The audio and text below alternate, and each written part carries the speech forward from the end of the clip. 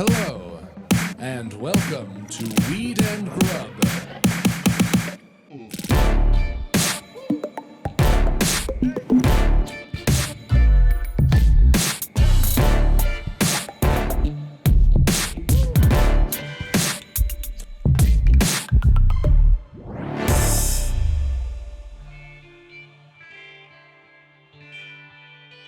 Do you like sandwiches?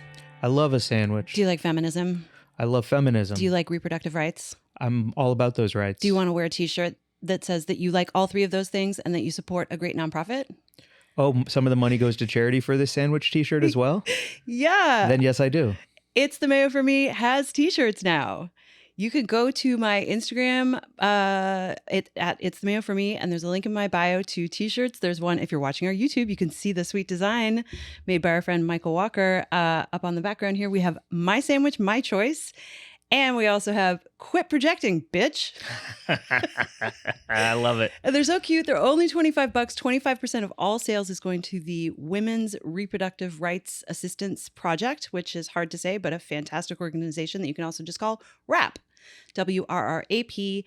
They support abortion access and contraceptives for people who have a hard time getting access to those in all 50 states. So the money is going to a great place. And the sandwiches are cute as hell. And I don't know, I'm just so excited about it. So I just wanted to say up top, please go check it out. We're only doing pre-orders. So we're only going to make as many as we get orders for. And I'm hoping that we can raise some money for this organization and maybe do a second run if it goes well. Do some more t-shirts. Hit me again with the important information.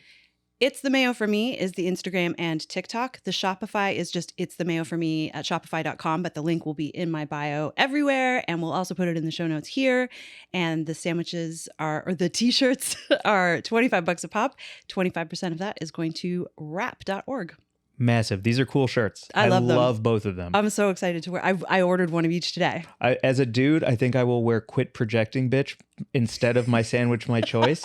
Yeah. You know what I mean? Yeah. But they are unisex, so dudes and dudettes can both wear them. And the Quit Projecting Bitch has like a really nice 70s kind of vintage vibe with the ringer. It's a ringer tee. It's got that like yellow around the arms and the neck. I didn't know what a ringer tee was until Michael was like, yeah, we should do that, kind of throwback vibe.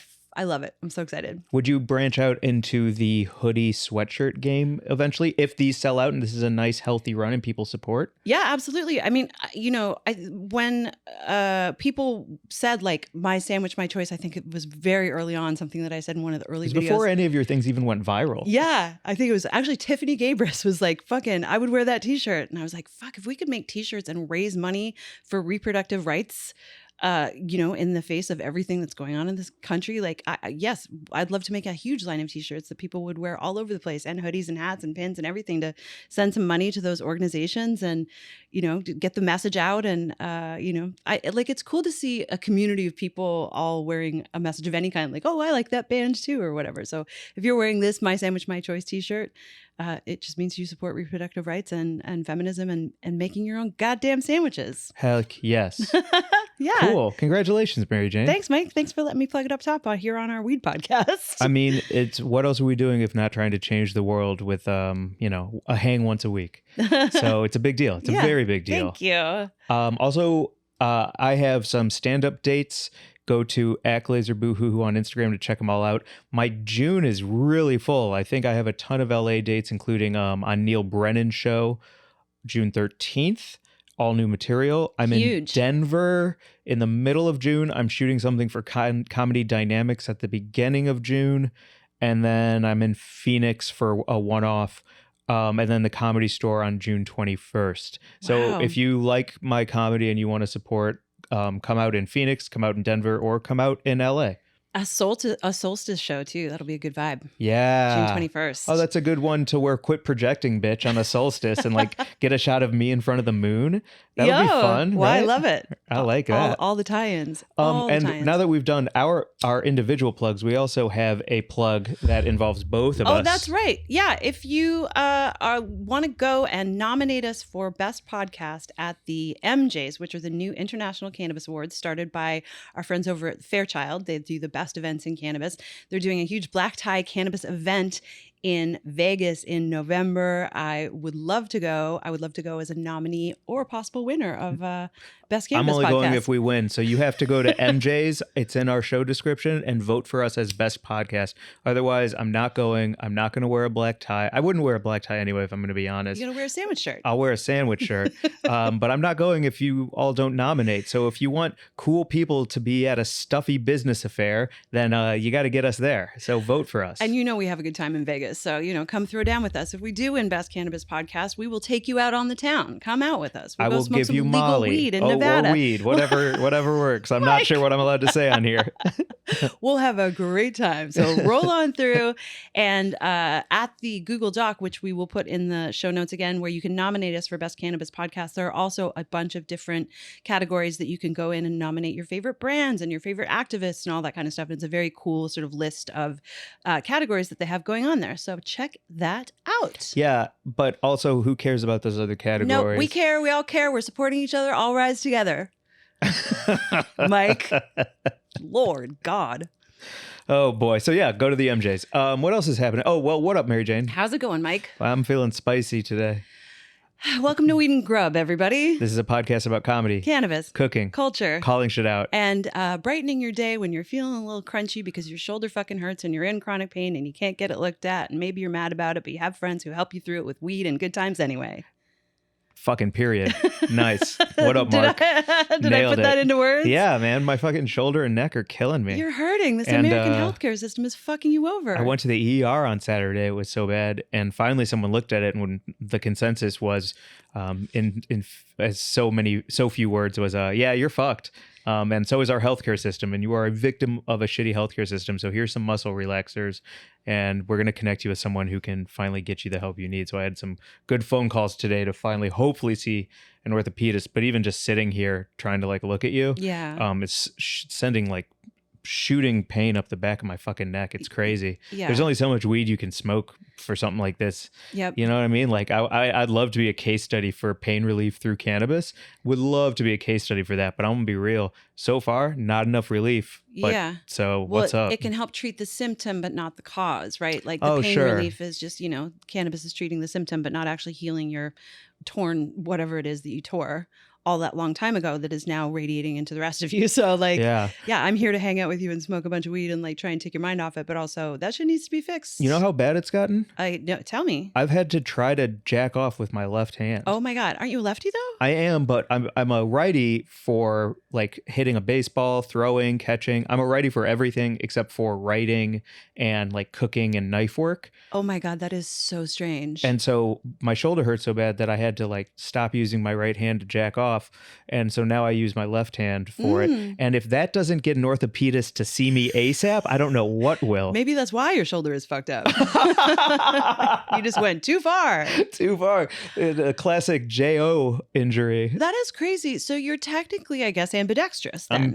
It's been, my whole life has either been, that's a really cool thing, or it's a real problematic thing to be ambidextrous. Are you able to can you use a knife and or write with your non-dominant, your right hand? Yeah, I chipped my elbow playing hockey when I was younger, and I was in a cast in a sling, and it was my left hand, and so I learned how to do everything right hand, and it took a day. And you've never learned how to jerk off with your left hand, or I guess you're learning now. At this stage of life. Yeah, I'm creating new wrinkles in my brain. New neurons are firing.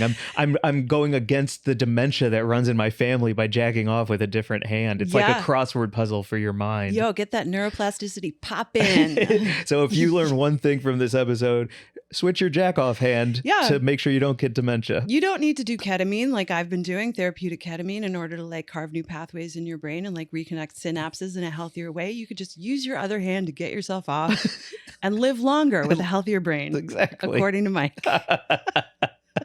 Exactly. Wow. I really do love this podcast. Learning new things all the time. Speaking of great Podcasts? days. Oh, okay. Oh, no, it's Harvey Milk Day. Oh, that's...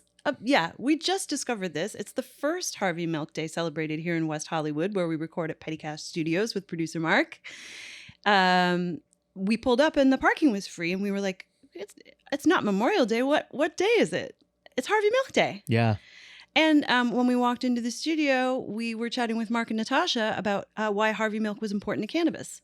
I didn't know that he had a cannabis connection. So Harvey Milk was the first openly gay California politician in San Francisco in the 80s. And he, there's obviously the famous movie. If you haven't seen it, go watch Milk. It's a great film with Sean Penn playing Harvey Milk, and his whole story and the fact that he was fucking assassinated and cut down in the prime of his life. It was a crazy ending to his life, but he was incredibly important to the gay rights movement and also to the cannabis movement because he was friends with Dennis Perone, who is sort of the grandfather of the medical marijuana movement here in California.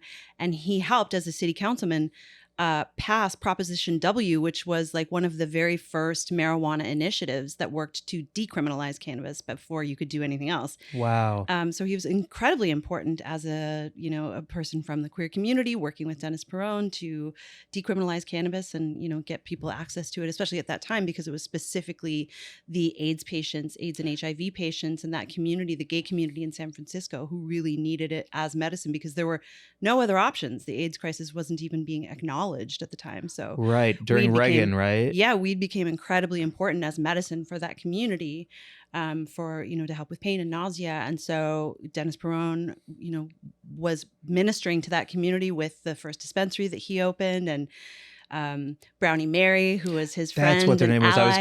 I wanted to pull out something to add to the conversation. Brownie Mary was the name I was trying to think of. Mary Jane Rathbun was making medical brownies and getting busted and going to jail and still serving the community. And Harvey Milk on the political side was I was just reading a little bit about him before we started recording. Evidently, he actually gave up smoking weed because he didn't want it to get in the way of his political aspirations and career. And at the time, you certainly couldn't smoke pot and be in politics. Right. Even now, right? Fucking Biden White House was kicking people out for having admitted smoking pot in 2021 or 22, whenever that was. So it's wild that you can't smoke cannabis and be in the government. But he was an ally and activist who now has a day that we're celebrating in West Hollywood in his honor. I love that. That's awesome. So That's happy awesome. Harvey Milk Day. Happy Harvey Milk Day. That would be cool if that went, I don't know if that's national or just WeHo, because WeHo is such a dope place to live. But either way, right on. What else do we have up here? Oh, my gosh. Whoa. So many big things to announce. Okay. Are we going to talk about my film? I'm just going to talk for 20 minutes. Last episode I did 45 minutes on Denver cuisine. So this episode is all about education and knowledge through Mary Jane. I really think I talked my dick off last episode about pizza, hot dogs, and ice cream. This one, let's educate the fucking listeners about what's up with weed. Hit 'em, Mary Jane. Well, real quick before that, should we say the wrap up to that Denver story was that we kind of had a hot dog off on our Instagram. We did have a dog off. We had a hot dog off between the purists and the Chicago boys.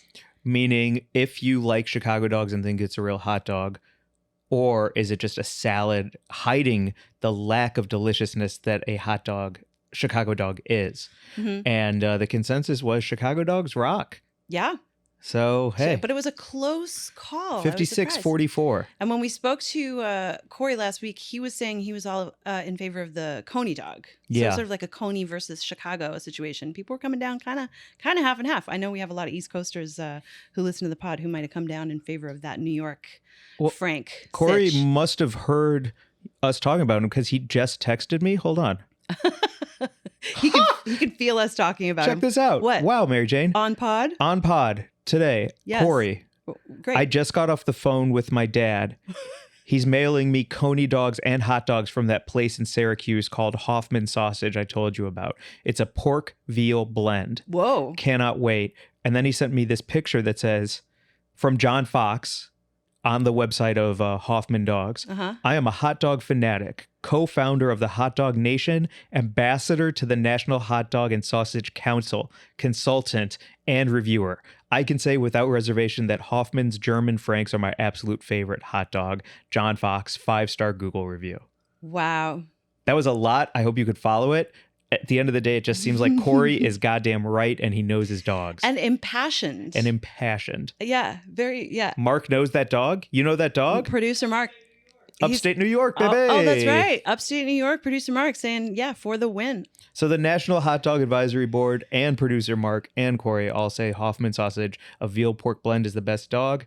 And, Chicago dogs are somewhere in the mix. Wowzers. I was surprised to find that there was a big divide on that fucking topic. But I also have an update, if we can do updates real quick, on Yeah. my steak sandwich dilemma that I was harping on. oh my God. Yes, please. So this gets tricky because I called out, if you haven't listened to the episode yet or watched it on YouTube at Weed and Grub, I said steak sandwiches are a fallacy. They are too hard to eat. All the toppings slide out. The steak is not tender enough to actually bite through it. So when you bite, a whole strip comes out. It's an impractical sandwich. Mm-hmm. Most comments agreed, but then pivoted and said, what about a cheesesteak sandwich? I did that see thinly that. sliced steak with the cheese on top. My problem with that is that a steak sandwich or is that a Philly cheesesteak? And are we talking about two different things here? What are you talking about? Of course, it has the word steak in it. But it's all about the cheese and it's all about the hoagie. Like It doesn't matter. a cheesesteak is known as like one individual thing. Where Dude, I think is a steak cheeseburger sandwich, a burger? Yeah, of course it's a Well, burger. then. Oh, I see. Oh, damn it! I fell into your trap. Shutting down jokes with facts. So a cheesesteak would be the exception to the overall steak sandwich rule, which is that most steak sandwiches are completely impractical. Asterisk, cheesesteak is an eatable sandwich. I think that the cheese steak with the cheese as a binder on the steak sandwich is a great fix to the problem that you addressed when you said that it's all just a slidey nonsense and it looks great and the cross section might be nice, but you try and put it in your mouth and you're just like, it's like pulling out catfish out of a lake with your mouth. It's and we'll talk. We had a picnic where I made steak sandwiches. May I say that I think the steak sandwich that I made that you had a bite of, I think I addressed all of your steak sandwich issues when I made it because I made it very specifically with you in mind, with a very edible level of steak slices per piece of bread. And I felt like the condiments kind of glued it all together and it was the right amount of glop. So You want to get into this now? You want to get into the picnic now? Oh my God, maybe not. Is it going to be a fight? No. Okay. We could get into the picnic now. I loved your steak sandwich. Thank you. I loved your homemade chimichurri. Thank you. I loved the bread choice that sopped up all of that garlic and oil and herbiness. Thank you. I also love that you cut each sandwich into quarters because then it's a 2-bite situation. Yep. Had I been eating an entire one of your sandwiches, I don't know if the toppings would have stayed inside with each bite or not. And a quarter cut made all the difference to me. I had not thought of the fact that cut was doing the job of a bite, but with a knife. Yes. So I appreciate you taking all of that into consideration. The sandwich was knockout delicious. Thank you. Also, cutting it into quarters. Do we have pictures? Made a really. I do have one. I could try and sling it real quick. Oh wait. Well, there's the steak with the chimichurri. At least you can put it up. If you're looking at the YouTube, you can see my sweet marinade that I made while chopping and chatting with a friend on the phone for like 2 hours. Mike is also holding up his phone with a picture of there's your cross section. Yeah, I'll throw that on the IG with this. Okay. So going back to the overall steak sandwich dilemma, I do feel like a cheesesteak is an asterisk, but it's also the steak is sliced so thinly and no other steak sandwich except for maybe that au jus Chicago dip has a thin sliced thing. And I think those are both very specific and more focused on the cheese and the au jus dip than the actual steak sandwich. In your case, it feels like more of a focus on the steak itself. And had it not been cut into quarters, it might have been difficult to eat. Heard. Yes, I agree. I don't have any pushback on that. Okay. I don't. And it was like So overall, I would say it's 98% impractical. a steak sandwich? Yeah. 94. Honestly, I think it depends on the cut of steak and the binders, really. Like that cheesesteak, the thin cut with the cheese makes all the difference. Like what kind of steak sandwich are you ordering that's like, where have you been eating these steak sandwiches that are bumming you out? Are you making them at home? No, I would never. I guess it's just the thin. You need the thin with the stuff. Yes. Yes. Exactly. That's what everyone should keep in mind. And a majority of them, because we're such a cross-centric country, they make them big slabs. They make them big slabs and they look great, and you squeeze the juice onto the cutting board and jack off with your left hand because your right shoulder's hurting. But overall, an impractical sandwich post delicious lookingness. Yeah. Talking about impracticality and its cross sections, I just saw something that I thought was so fucking weird. And I was like, oh, is this the new normal with the sandwich IG sort of content, food porn situation? I think you do too. We both follow a lot of like sandwich accounts where people are just making big, juicy things that look delicious. And it's fun to imagine what it would taste like. And that holding it up to the camera moment is always so great. But now people are holding it up in both sections, like they're folding them back on top. They're not just holding up one section. They're like, say if they're cutting the sandwich in half, they're just sort of folding it back on itself and then holding both sections up. And then I saw this dude who's like a Southern barbecue sandwich dude, and he ate both cross sections as one bite at once. And I was like, oh no, we've reached a new era where you have to fit the huge thing in your mouth to make that sandwich bite satisfying for all of us fucking screen scrollers. Yes. Is that what's happening? I guess so. I love the evolution. I think that's pretty fun. It's fun to have a mouthful of something you made. And so no shame in any of that. But also he looked like an anaconda trying to fit a capybara into his face. I was like, good Lord. Yeah. You would, but you don't want to see somebody on TikTok or IG using a knife and fork on their sandwich, right? I mean, maybe you're a sensible biter? How about a return to manners and a return to form to heal the world? This is my supposition. If we all went back to fork and knife and cloth napkin and seated at the table, manners, every time we ate, the world would be a much better place. I love that. Maybe everyone would calm the fuck down. Yeah. When everyone goes right, you go left. Maybe the problem with this like world in which we just stand up and house a double sandwich cross section into our faces while wearing board shorts is not what the world fucking needs. What we actually do need is like where I make that sandwich and then I sit down and you see my table setting and the fact that I've poured myself a glass of water and I'm going to cut my sandwich in half nicely and then I'm going to have a bite of one half and dab the corners of my mouth to get away the mayonnaise and crumbs while I chew thoughtfully and look off into space. Doesn't that sound calming? Sounds sexy as fuck to me. Sounds real hot. I'm going to start doing this. Sounds real hot. Are you being funny? Not at all. Like, I feel like, one, Mark called you a sandwich purist, which I agree with. Two, you'll finally be able to use those candlestick holders that you've been... No. Just candlesticks. I fucked it up. I really didn't want to fuck it up either. I tried to keep it tight. Still fucked it up. That's so my bad. I can't remember how much we've talked about that on here, but the candle versus candlestick debate raged so hard that one woman told me to go fuck myself and then blocked me on Facebook. And her name was Karen. Unreal. But sorry to correct you, but I do. I have strong feelings about it. Yeah, you should. You got told off. Yeah. I love your sandwich idea. I do.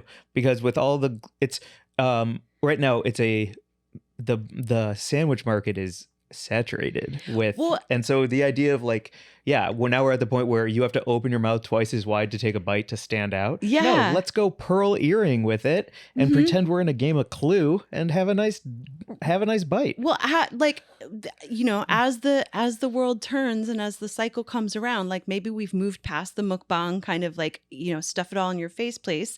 And now we're about intentional eating again. And, conspicuous consumption is not so much a thing right now. Like people aren't necessarily so into it, of course, because of how wasteful it is. And I just think about my dad, I know I talk about him all the time on here. And it's because he left me so many lessons, one of them being like intentional eating. And so he grew up like during the Second World War and his family like really didn't have enough when during the war and stuff. And so he was very intentional about eating in a way that meant, one, it was definitely like a clean your plate club. Like you did not ever leave food on the plate, which has its own fucking issues, I think, in the world. But just like he would sit, knife, fork, placing everything and eat a bite and then put all of his cutlery down and chew intentionally and thoughtfully look out the window while he finished that bite. And it was like he really took his meal times very seriously and he carved time out in his day for it. And it wasn't like he wouldn't just like house a sandwich when he was fly fishing or something. But as far as like sitting at home with your food, he would never eat a roast chicken over the sink in his underwear like I do. Right. So maybe it would be nice for me to go back to that, table setting, knife and fork situation just for myself. But also, what if the whole fucking world took a moment and did it? It's the Mayo for me with a little bit of fanciness to it. A little knife and fork, a little candlelit dinner. See how it's read. All right. If it goes viral or not. Okay, I will. Cool. So anyway, we got way off track We before we did. were able to celebrate your fellowship, Mary Jane. Oh, fuck, my fellowship. What time is it? How long have we been talking even? Thank you. I'm done school. It was very cool. Thank you so much to the University of Vermont for having me as a Cannabis Media Fellow. I will have, by the time this comes out, I guess I'll have gotten my grade and we'll know if I actually graduated with the certificate, which I'm pretty sure I did because I turned in all my assignments and did all my homework like a good student. And You said you crushed your final. Or I said, how did you do on your final? And you didn't say that, but it sounds like you crushed your final. I got some feedback. It was really good, and the constructive criticism was great, and I was proud of my project. So, yeah. And what is it? It was a Harry Potter spell sounding name. A Hyperemesis gravidarum. Yes. Uh-huh. Yeah. It was about how cannabis is actually a part of the world of Harry Potter. Or what was it? That's right. Yeah. Yes. If you want to fly, just smoke some weed and up into the sky you go. That's it. Okay. No, it's I can't remember. Did we talk about this on here already? No, because you were waiting to turn it in and you were waiting to get feedback because you didn't want to jinx how hard you were working on it with putting the cart before the horse. So that's why I'm bringing it up now. It's because you've done it. I've done it. I've turned it in. We're all done with school. So yeah, it basically Hyperemesis gravidarum is a very serious pregnancy disease that affects like 1% to 2% of pregnant women around the world. You don't hear a whole lot about it because, we don't pay attention to pregnancy that much in the news, but it's a very, very serious. Kate Middleton, I think famously, is the one who had it that people know about. It's a very serious disease where it is severe puking to the point where you lose weight and become so dehydrated that can affect obviously not only your own health, but also the baby's health. And the statistics are crazy. There are some studies that have shown like 50% of women who experience hyperemesis gravidarum actually consider ending their own lives. Or the pregnancy or fucking both. Like, it's crazy. And I'm not trying to be flip about it, but I have a friend who went through it with her pregnancy and it was very crazy. I don't want to mention her here because she wasn't public about it so much, but she suffered and it was wild to see. And anyway, it turns out that cannabis can be, it's a taboo subject because cannabis during pregnancy obviously is, advised against by all medical professionals anyway. And we don't know much about it because there haven't been that many studies, but it does work to alleviate some of the symptoms of HG, at least in short-term use. It can work better than prescription medications as self-reported. It hasn't really been studied. There are no like peer-reviewed clinical studies to prove this, but women who have suffered from HG while pregnant and used cannabis to treat the symptoms have reported back that it worked for them. So 2 things on that. One is I learned from you that one of the keys to this fellowship and to the reporting and projects that you're working on like this one is that peer-reviewed science-based facts in cannabis, there's not as many of them as we need, but it is absolutely the most accurate, trustworthy way to know what the truth is. Yeah, things that you can say definitively that have been borne out by research and data. And then that research and data being also tested by a second person or people's. Yep. And that's what peer review means. So peer-reviewed cannabis. It's not just data. I say this and here are my findings. It's I say this, here are my findings, and also this person looked at my findings and they sign off on the fact that that is in fact what the data says. Yeah. Okay. And then secondly, because the way you've described it to me, in this case, what's the name of it again? Hyperemesis gravidarum. Is that you're almost like allergic to being pregnant. So it's almost like your whole body is rejecting the pregnancy. And in this case, weed can help with those symptoms, but it is not curing those symptoms. Because I want to be clear, like my shoulder hurts really bad, but it's not fixing my shoulder. It's not fixing your gravidarum. Like, correct. It's important to clarify that, I think. Yeah, it's a severe nausea and vomiting disease that just very, very recently, there's a geneticist named Dr. Marlena Fazo, who was profiled in the New York Times because she had, after many, many, many decades of research, or I don't know how many decades of research she had done, but like she got pregnant and suffered from hyperemesis gravidarum in her 30s. She's now in her 50s and she's been researching this ever since. And has fought tooth and nail to get money and resources aimed at this topic. And it's crazy. People just haven't wanted to pay attention to it because pregnancy is an issue that's just, because it doesn't affect men, there aren't the resources aimed at it that there are at other things that affect men. And anyway, she discovered the gene that is responsible for hyperemesis gravidarum. And she has identified that, and we're now starting to get some research about like what can actually treat it. But in the meantime, one of her students published a paper that was self-reported about women using it to treat the symptoms of nausea and vomiting. And that's kind of all of the data we have. There's almost no data on cannabis and pregnancy, and especially on cannabis and hyperemesis gravidarum. But we do know that it can treat the severe nausea and vomiting better than prescription medications, as reported by the women who've experienced it. So it's like a tiny, tiny little portion of people. But as so much is in weed, you know, the anecdotal evidence is what we all know because, you know, we've all experienced it as people who use cannabis for whatever reasons we use it. I can report that it makes me feel better for X number of reasons, and that's why I use it. However, it's not scientific. That's one of the things that drives me fucking nuts about weed is how many products, how many companies, how many people push it as this miracle plant. Yeah. It's not solving, it's not fixing, but it can help. And I'm very, very cautious of anyone who's like, oh man, it's a miracle this, it's a miracle that. It's like, no, I mean, it's dope as fuck for everything from hanging out and watching Fast X to, you know, helping you with your stage 4 cancer. But I don't like the whole, it's a miracle kind of push. It's like, we need to legalize it because it's God's gift. Everything. Yeah. And I'm like, homie, it ain't true. It ain't true. Yeah, those sweeping generalizations never hold true. They're never gonna, like, yeah, there's no cure all for anything. But you know, and I certainly did learn, it was really interesting actually to be in this program, which was like sort of rigorously overseen by clinicians, academics, researchers, and scientists who were like, if it is not presented in a paper that has been published in a peer-reviewed journal, we are not going to accept it as fact. Otherwise, it is simply anecdotal, and please don't bring that here. Yeah, right. Get out of here. Well, so what happens too, because if there's such a small section of research being done on what you studied for your final, what happens to your final now? Does it go into any kind of like place where people can use your work because you brought in all of this other work into one place? Like, where does it go now, and what can happen through your work that you did in this fellowship? Oh, nothing. I think that, you know, we were all asked to identify a topic where there was a knowledge gap of some kind, and then come up with a research plan to fill that knowledge gap. Like, what do you see needing research in cannabis, and how would you solve that problem? But like, I didn't actually do the work to answer the question. I just identified that there is the work that needs to be done about cannabis use during pregnancy to treat HG. And hopefully that work will be done, but I'm not going to be the one doing it, but I will be the one to write about it when it does, if and when it does happen. Because you spoke to everybody who is on the research side of it. So now as a journalist, you can educate the masses.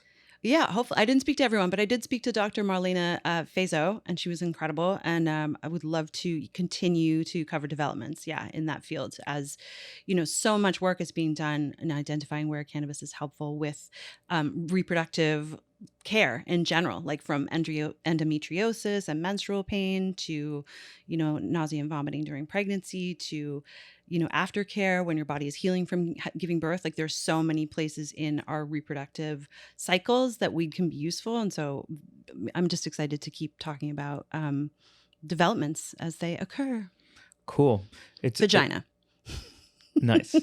Because I saw you glaze over a little bit. And I was like trying to think of like the things that weed helps dudes with. I was like, oh, boners, man.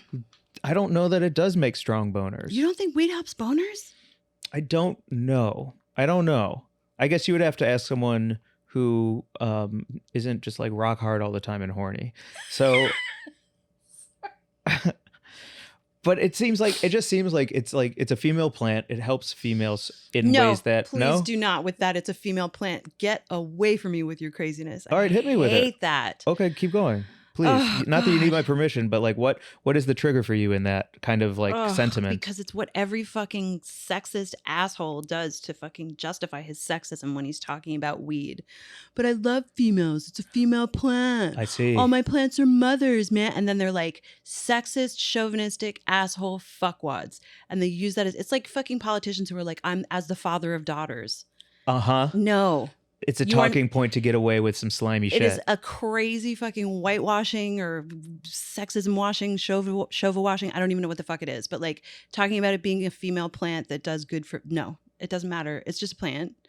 It happens that the female plant is the one that produces the flowers that we smoke, but like it has nothing to do with it being good for reproductive care. And it is a trigger for me because it's truly like, you know, when I've been at like events and surrounded by like dudes who are being like deeply fucking broy about shit, but then they'll like sort of, you know, but they'll be like, but we love girls, man. Right. I love the ladies. And I'm like, no, bro. So to double down what I was about to say, before I jump down your throat, you find it to be out of pocket that I would be like, oh my gosh, what a connection that the female plant also helps the most things of the female sex in humans. That was the connection I was trying to make, but even that makes you think of disgusting dude shit. Yeah, because it doesn't matter. Like. I love that connection. I love the idea like we have a core and the earth has a core and we have a kind of an aura around us and there's an ozone layer around the earth, and like all things at all levels are so similar and so much the same even though they're all different. Like I love all of those little connections that create earth and humanity and life. And yeah, but by your fucking logic then it would be like, okay, then I'm going to talk about all chicken dishes that I eat and all egg dishes that I eat and all caviar and all salmon roe and all that kind of stuff as being specifically female and good for fucking, you know, my female body. And like, what are you doing as a dude like eating that chick shit?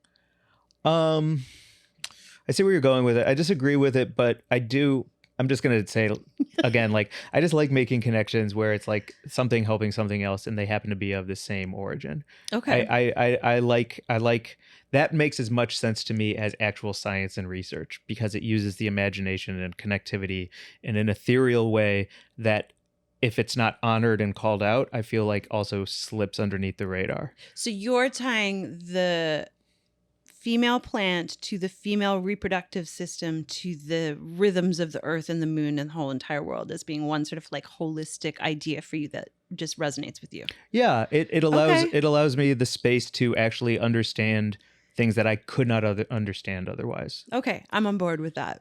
I take back my throat jumping. Yeah, save it for your comments on It's the Mayo for me.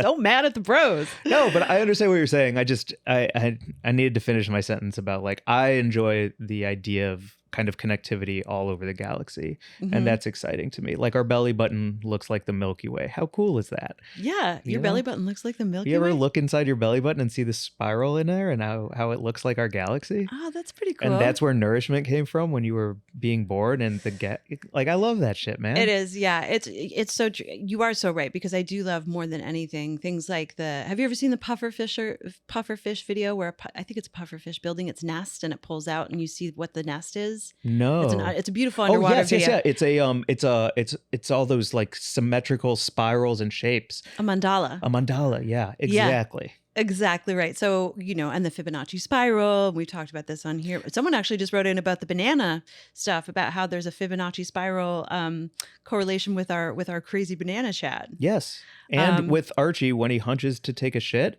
Oh, he's the perfect shape of perfect Fibonacci spiral. The math and connection is everywhere. I just need to acknowledge it. I'm with you on that. So you start all prickly and then you turn into a fucking hippie, and I'm just confused. I don't know how to. You got me. I'm like because I'm not a bro, Mary Jane. I'm a dude, but I'm not a bro. I know you're not a bro, Mike. It's a difference. I know you're not a bro. So anyway, you want to get to the news? Yeah, let's get to the news. Since as a man, I'm reading it this week. Yes, as a man, what is the news?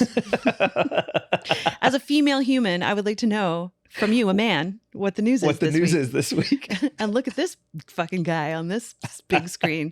This is actually a great news story. It's coming from the Associate Press. Grub Gazette is presented by the Associate Press this week, one of our big sponsors. They send us $10,000 every month, the AP, for us to use them as our resource for all cannabis knowledge. Great. Minnesota, the bill to legalize rec pot passed the Senate, and now it's on this man's desk to sign it through. Great.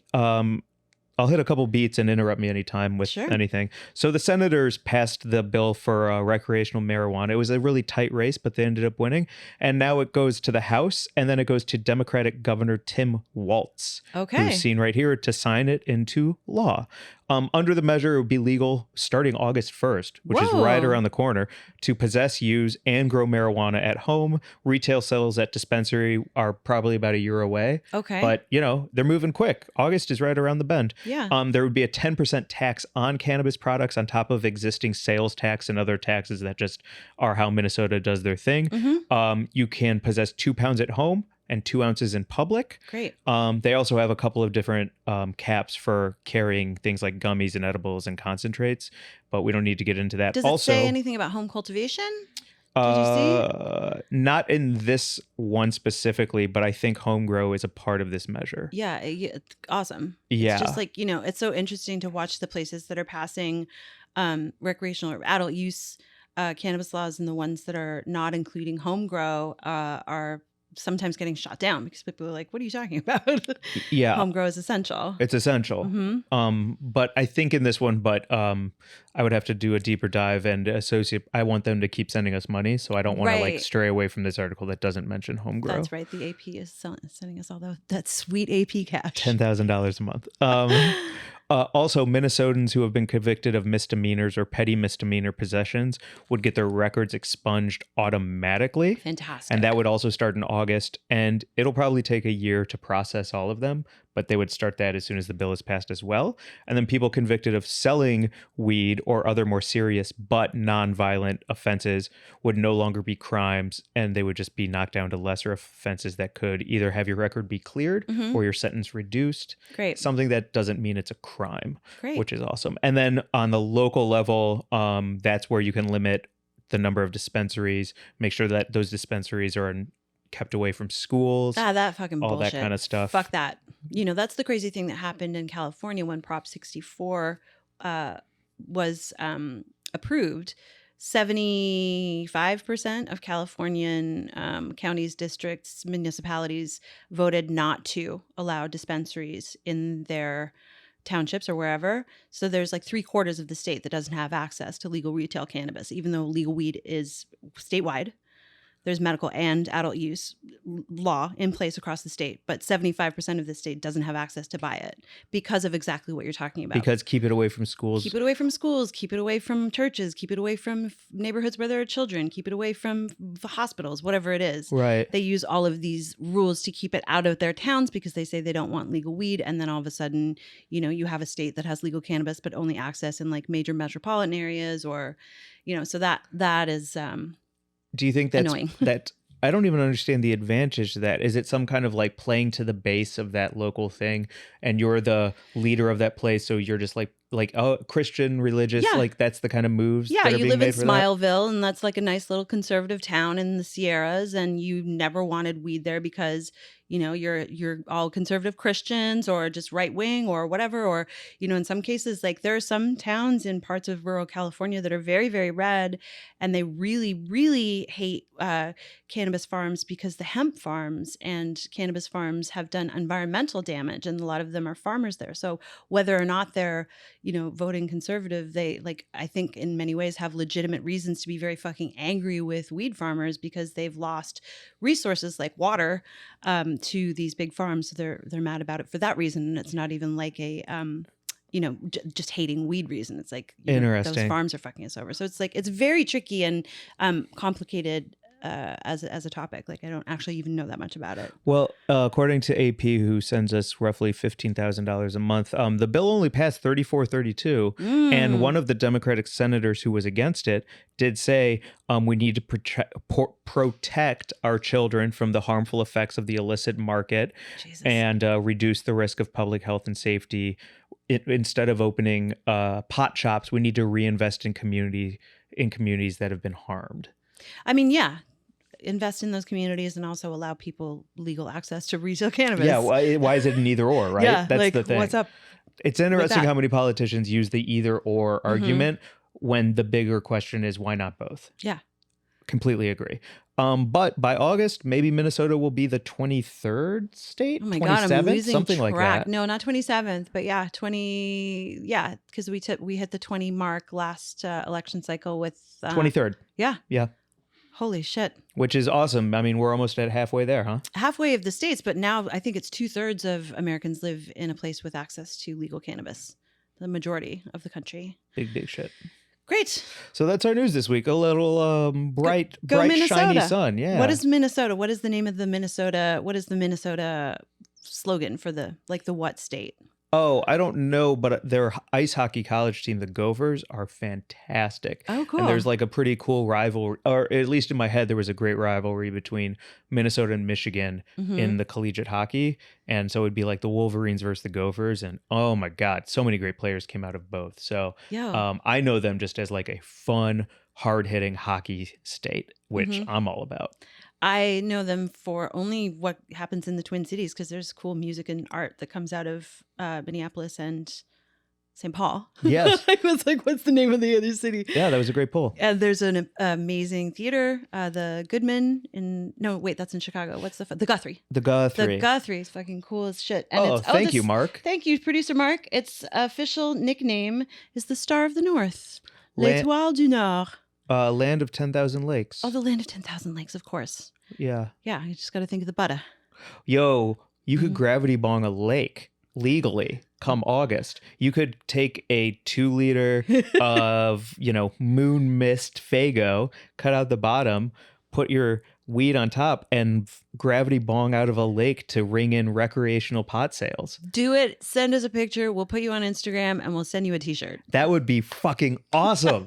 Hit us with it, Minnesota. I can't wait to see that. God, yes. Great idea. Gravity bong a lake? Oh my God, let's do it. I would that'd be actually, everyone's like, what's your hook to tour around the world? Everyone already wants to be Anthony Bourdain. Mine would be gravity bong every body of water in the world. I can see you getting into a dry suit and clambering into an Arctic ice hole with a polar bear lurking somewhere in the distance and you just being like, well, it was good while it lasted. Yeah. So sick. Oh my God. That'd be so sick. Yes. Hanging out with some brown trout. Yeah, I would go to the Dead Sea and I'd be floating on my stomach hitting gravity bongs out of that salty brine, and then I would be in the Arctic. Yes. Oh, I like this idea very much. There's a new show with Rainn Wilson called the Geography of Bliss, I think. I think that this could be Mike Glazer with the Geography of Bongs. Done. Around the world. Brought to you by Rainn Wilson and AP. Listen, do it. I fucking love that idea. And I can even use like local sodas and local 2 liters. Like, unless we're sponsored by Coca-Cola, which is a little ways off, I can use like local business sodas. Or you get Stunden glass to make you like a beautiful replica in glass of some kind of soda bottle. So you're not hitting plastic all the time because that shit would you don't actually want to be doing aluminum foil and plastic. That's a good point. You can get your $10,000 Stunden glass replica and just be fancy about that shit. Nah, I'm of the people. Okay. I smoke plastic. Ew. You also, according to this picture that's up in the studio behind us, hang out with fucking celebrities, dude. Yeah, me and a couple St. Louis boys just talking about St. Louis. Me, wild. Joel Hadley, best friend forever, and Jon Hamm, just hanging out at the woods. Not pictured here, Woody Harrelson and Owen Wilson. Jon Hamm is a St. Louis guy. And we were all just hanging in there. And I was like, hey, man, I'm from St. Louis, too. And he immediately turned his back on the conversation he was kind of having, but not really having with other people. And we talked STL sports. We talked about what high schools we went to. We talked about all the great food that comes out of St. Louis for like 30 minutes. What was the cookie you guys were talking about? The cookie. You put it on your Instagram. You were like, we talked about this. And then there was like a cookie or a sandwich or something or a ice cream. What? It was like something specifically St. Louis see. that you got. I'm sorry to interrupt you about whatever you were talking about, but it was a very specific. It wasn't a toasted ravioli. Yes. What was it? Okay. So one thing that we all connected on is that we all used to live near this place called Westport. And Westport was kind of like the hub for birthday parties at the local arcade. It's the very first comedy club called the Funny Bone coming into St. Louis. There was Spencer gift style shops on there. And every weekend on Friday nights and Saturday nights, there would be buskers who were allowed to perform there. So you would see jugglers and mimes and musicians and violin players, and who is also a musician. Sorry to typecast all musicians as violinists. Please don't come for me. And so we would go and we would watch all of that, and I would take magic classes there. It was a really cool place called Westport. They also had a thing called Rabada, which is a predecessor to Benihana with all of the tricks for fried rice and shrimp. And there was also a place called Casa Gallardo that brought Mexican cuisine to the Midwest. And they had a fried ice cream that everyone celebrated and got on their birthday. You went to the arcade on your birthday to play Teenage Mutant Ninja Turtles and The Simpsons and pinball and skee ball, and then you went to Casa Gallardo and got the fried ice cream, and they sang happy birthday to you in Spanish, Feliz cumpleaños, I think, or something like that. And it's great because it's a ball of soft vanilla ice cream, and they wrap it, and then they deep fry that vanilla ice cream and serve it to you. And haven't seen it since Casa Gallardo, haven't thought about it forever, but Jon Hamm brought it up, and then we all geeked out like little kids at a sleepover being like, oh my God, the fried ice cream, the fried ice cream. That's so fucking rad. I don't know where else to get it. I guess maybe you could try to make it. Isn't it kind of like a baked Alaska? Isn't that sort of what a baked Alaska is like a deep fried ice cream situation? Yes, but no, because baked Alaska has so many layers to it. This is fried ice cream topped with honey, whipped cream, and then for 50 cents extra, you get add a little hot fudge. Whoa. Yeah, man. Fried ice cream is the jam. And it still exists at this spot? Well, Casa Gallardo closed 100 years ago. What, Mark? What? Newport Beach, evidently, in our neck of the woods. We can go to Newport Beach and order fried fucking ice cream. Rolled in cornflakes, nuts, and honey. $14. Oh, in Century City as well. Okay. Yes, that's actually in LA. Let's go, man. Hey, man. Let's go get some hot pot and then get some fried ice cream. Yeah, we'll invite John, my new friend. Also, Jon Hamm, I just saw reported that he just called out Josh Hawley for being a coward. So Josh Hawley is the senator from Missouri who did that crazy thing where he was like supporting the fucking insurrectionists, and then like they showed that video of him on January 6th and he was actually like running for his life like a little bitch. Was he also the one that was pumping his fist in the air and giving the whatever the sign is to those people like in support? Yes, before he actually entered Congress that day. He had that slippery haircut that all those fuck faces have, right? The shaved side of the head. He's a Fuck him. He has a fuckface haircut and a fuckface way of saluting and a fuckface way of running away from trouble, and he's a fuckface. But he was just called out by Jon Hamm in an ad for his so Hawley's Democratic challenger is named Lucas Kuntz. What a name. Anyway, he's dropped an ad featuring Jon Hamm calling out John Hawley for his like fixation on manliness. And in the ad, Hamm questions Hawley's convictions while negative headlines about him flash by. He says, manhood, you'd hope that means courage. Courage isn't something you can give speeches or write a book about. It's not sitting on the sidelines while others sacrifice or denying help to those who did. Anyway, we'll link the ad in the show notes because I haven't even watched it yet, but like I just saw it reported that he's, like taking a big political stance. And as someone who is known for being like a fucking super like strong dude, calling out Hawley for being a bitch. That's awesome. It's also great because John doesn't have any social media. He's not on Twitter. He's not on Instagram. So the idea that he can make such a impact and call out government officials from Missouri without having them be able to reach him in any way, or like retag or retweet. Or do anything, like no trolls can come for him. He can just speak his mind, stand by it strongly, and move on with his fucking day. Jon Hamm, I love you, man. That's awesome. Also, excited to look into Lucas Kuntz and see what he's bringing to the table as a I trust no Missouri politicians at all. I trust none of them. There's too many racist people in Missouri. There's too many people who love guns for the wrong reasons in Missouri. God. There's too many people who are homophobic in Missouri. Like, I can't see anyone in Missouri running for office and winning actually being on the right side of all the things I think are right. The give and take is too much, and there's too much hate in that state for it to actually work out in any way except for continuing to be number one in murder, number one in traffic accidents, number one in drug, number one in arrests, and go Blues, Yeah. That's it. It's a sports town with a lot of violence and anger surrounding it, and it's a fucking bummer. So yeah, I don't have much faith in anyone running for office there, if I'm going to be frank. It's a crazy place. That's where those fucking Bonnie and Clydes waved around their guns because protesters were on their lawn, right? Yeah. Those fucking people. Yeah, those rich people in bare feet with Ugh. Chardonnay on their breath. The problem, too, is that St. Louis is a great fucking city. I love it. You have It's the Arch. beautiful. You have great sports. You have the Bowling Hall of Fame. You have, like, so much The history. Mississippi River. The river is there. Union Station is there. What's that, art park? Lawmere Sculpture Park. Everything about it is incredible. If they could just forget about God, like, it would be a much better place without like zealot running the show. It's crazy. On the reproductive rights front, Senator just introduced a bill to make abortion punishable by a murder charge in Missouri. That's what's happening. Wow. On that front. So John yeah. Hamm, please say something. Hello. Could you also address that? Thank you so much. I love that it's gone from being just like great friends with Jon Hamm to now I'm like, I need you to run for political office and change the world. Hello.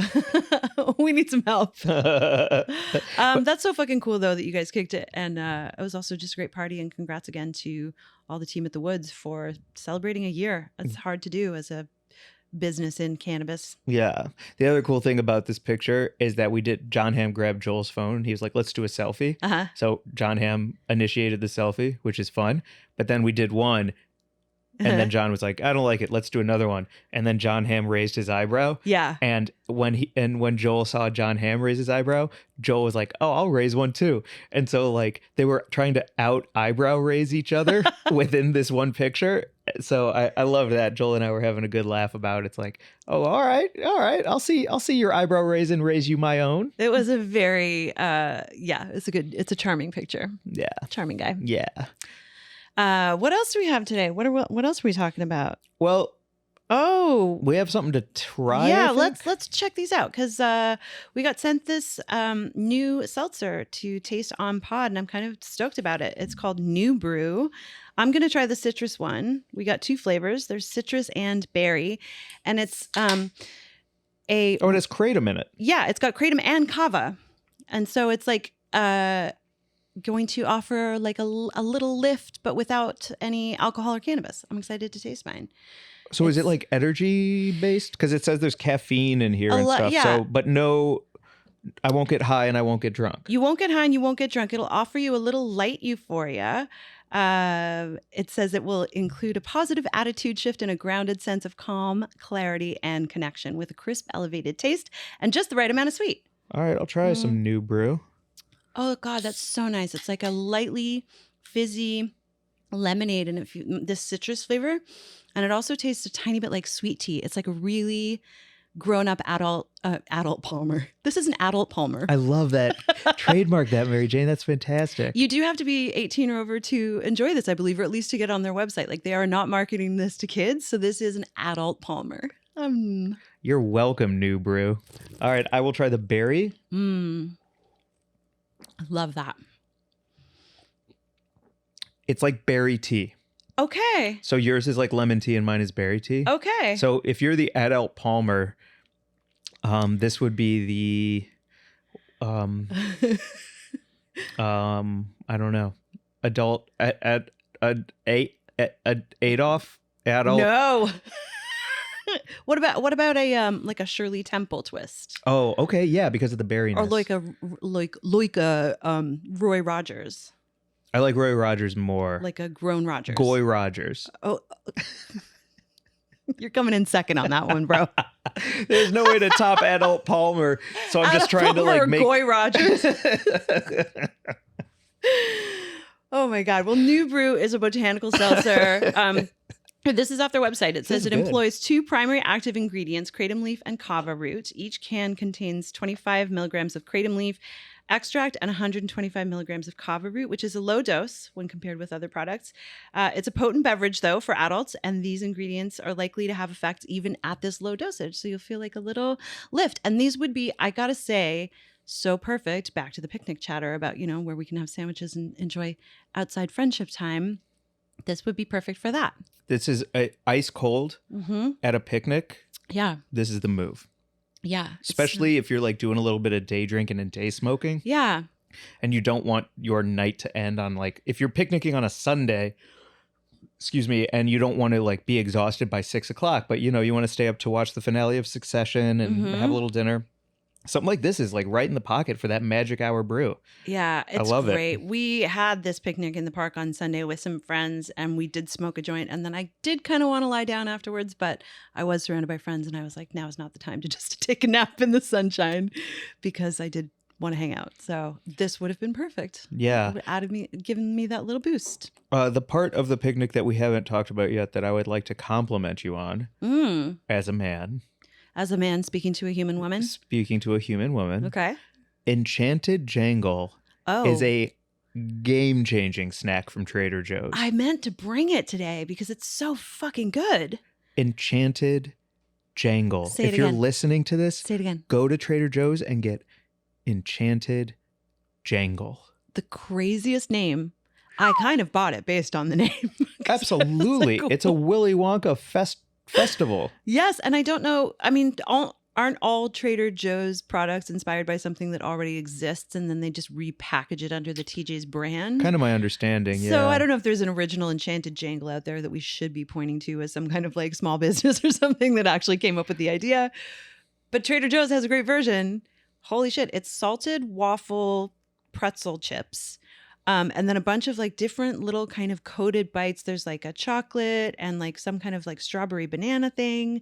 And then there are like some versions of those little, what are those sticks called that have Pocky? Yeah, Pocky sticks. Yeah, it's like Chex, but with candy. Yes, well said. Kind of.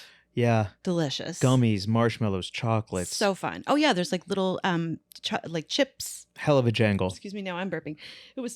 I don't want to do that in the mic. It was so fun. Yes.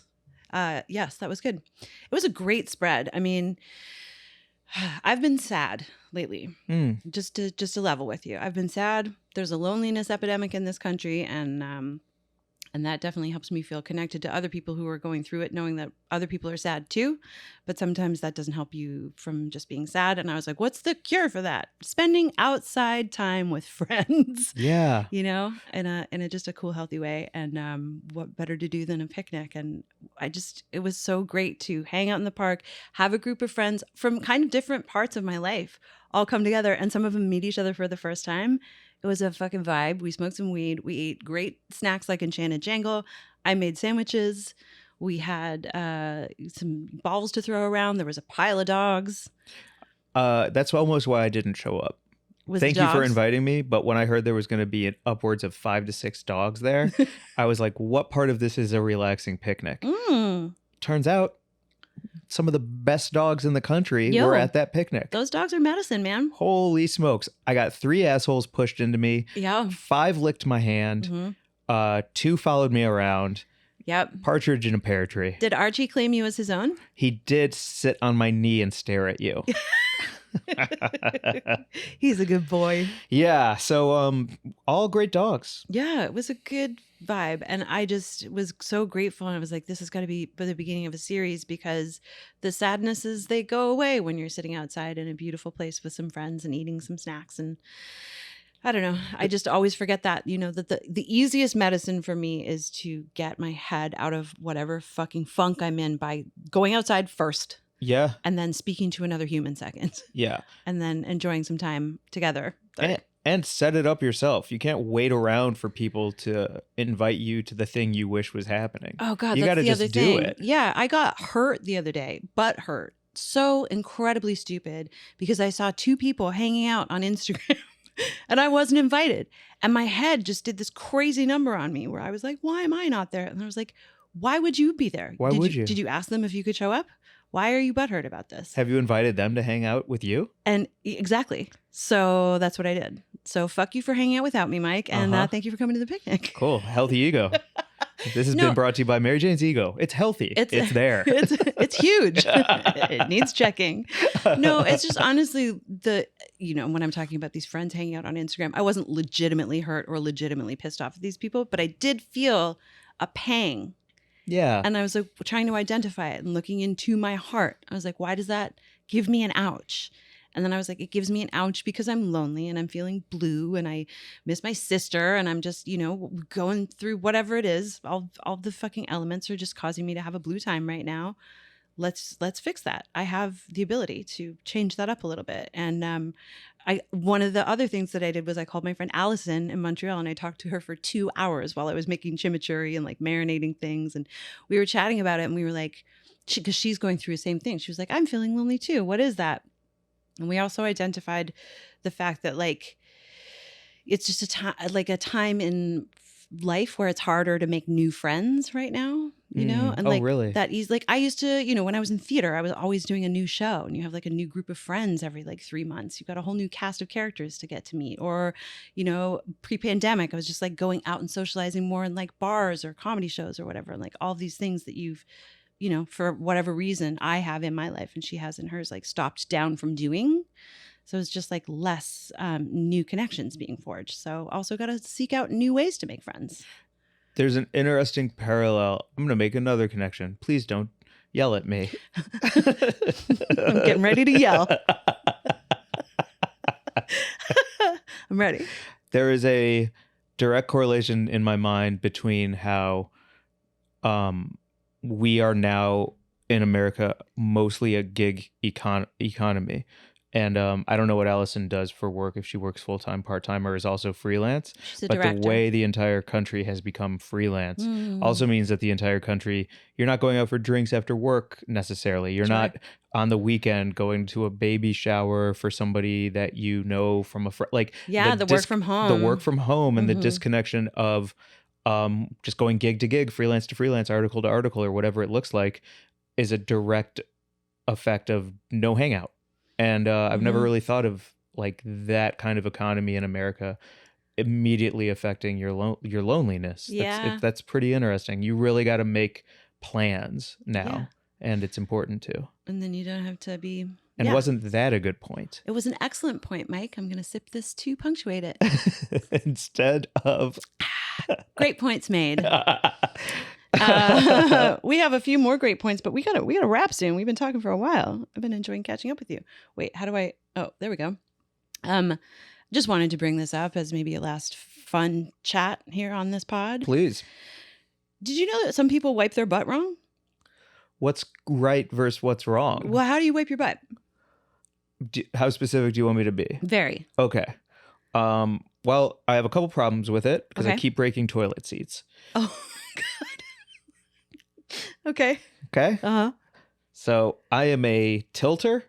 I tilt my butt when it's time. I'll pull the toilet paper. I'm a crumpler, not a folder when it comes to toilet paper. Okay. I like a crumple. I like it to look like a loofah. And then I tilt my butt, lean all my weight onto my left side, Okay. and then lift the right cheek Okay. and hit it front to back, Okay. and then splash. Okay. But the problem with that is I consistently, because I'm Jewish and everything I eat turns into diarrhea, I'm always leaning so much onto my left side of the toilet that I break seats constantly, and I keep having to call my landlord and be like, I need you to replace my toilet seat again. Wow. Yeah. That's so intense. Are you like leaning over and just holding onto the side of your sink and like moaning? Is that what it looks You think like? it's like I'm trying to hold on to a ship that's in rocky waves? Yeah, I don't know. This tilt sounds very extreme. It must be extreme because I'm putting a lot of pressure on the right side that's being lifted up and snapping in half. But you are a front to backer. I am a front, yeah, from taint- gooch, yeah, from Gooch. yeah, to the tailbone. Okay. Yes. Okay. So from taint to tail. Taint to tail. Okay. That is what I have learned. Not everyone does. Not everyone does front to back. Some people, I just heard this discussion, will actually reach under themselves from the front, like between their legs. Men or women? Well, it was a female. It was 2 women who were talking. Oh, that's bad for your pussy. It's bad for everything. It's just like a bad way to. But there is so for when I am going to the bathroom, obviously I'm sitting down for both. Right. So the front, if I pee, I wipe the front. But then if I poop, I like go in from the back and wipe taint to tail. Taint to tail, right. But evidently there are some people who don't do that and they just reach in from the front and they wipe that way, which is crazy. That's crazy. It is crazy. I'll do you one better though. What? Not that it's a contest, but I'll do you one better. Okay. I have a friend who will remain nameless, who stands, I was going to ask. spreads the cheeks apart, and works tail to butthole and taint to butthole to isolate all remnants into the middle for 1 to 2 final swipes. Dude. How about that? Does this person also wax? Because they seem very, that's got to be like that's a clean, that's a bleaching sitch. Because their theory, and I've gone into detail with them, is there's no smearing, there's no crazy like excessiveness. No dingles. There's no dingles and dingles. You're just, you're getting everything to the center, and once it's in the center, boom, bop. And then it's just... Exactly. And you're done. And you're done. So to me, logistically and like as far as efficiency is concerned, it makes a lot of sense. You getting choked up talking about butthole wiping?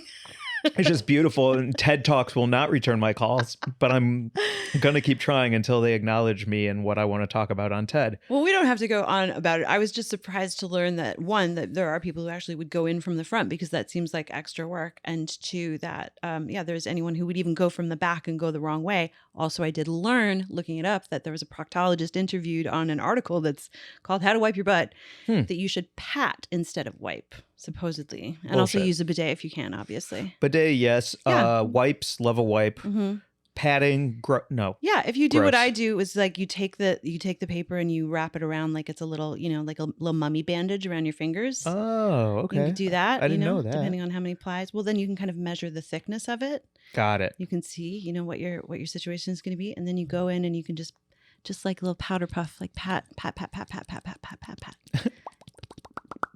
That's and then your butthole, and then you won't get anal fissures. I'd like to know what kind of toilet paper people use. I don't need to know your wipe strategy, but I am always looking for something nice for the bum. Brand recognition. Okay. Because, I've been a Scott's guy forever because it's 69 cents a roll. Well, but that isn't good for your bum. No, so that's like septic safe, but not safe for anything else. Exactly. But also like 2-ply, like something luscious and Charmin.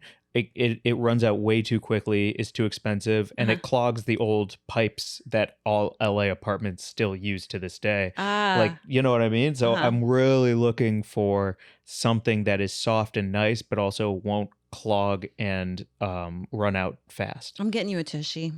A tushy? Yeah. What's that? The bidet. Oh, I would love one. Okay. I would love one. Next occasion that I have to give you a gift, I think I'm going to save up and get you a tushy. Occasion? I have a broken toilet seat, Mary Jane. I can't think of a more important occasion than my snapped seat that it currently exists. Dude, that's why your shoulder's fucked up. It's your poop strategy. We just fixed it. If you didn't poop like an absolute fucking maniac, all canted over to one side, you wouldn't be then like fucking compensating with your shoulder. Your shoulder's broken because you poop weird. Good Lord. We don't need the medical system to be fixed. I can't wait for the orthopedist to look at my MRI and be like... You're just pooping weird, bro. Stop leaning.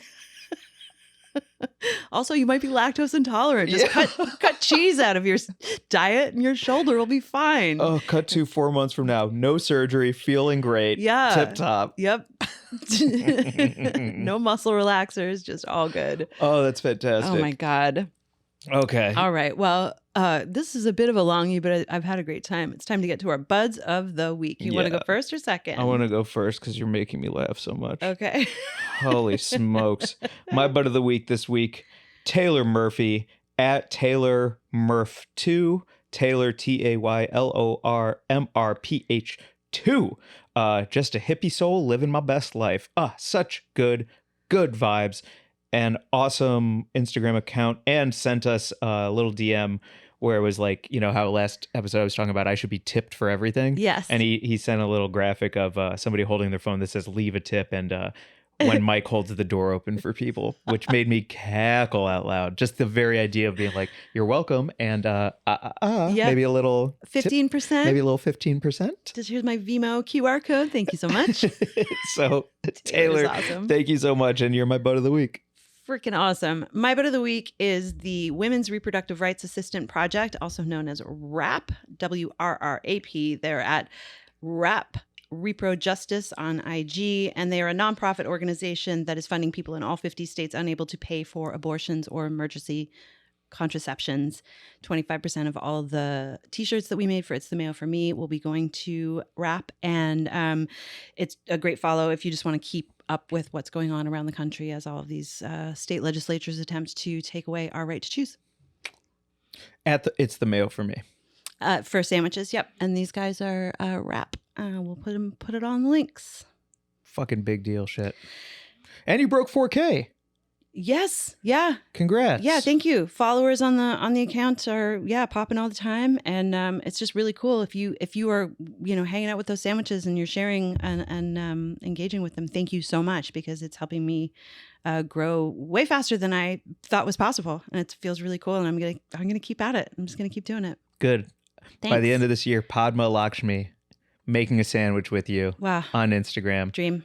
Talking about things that matter. Put it in the air. Put it in the air, baby. Hell yeah. That's awesome. And coming up next week, we should talk about being judges, cannabis judges. Oh, that's right. Yes, we are judges for the High Times Cannabis Cup SoCal, and we'll put that in the link as well. If you are in SoCal and you want to order your own judges kit, that's how they're doing it nowadays.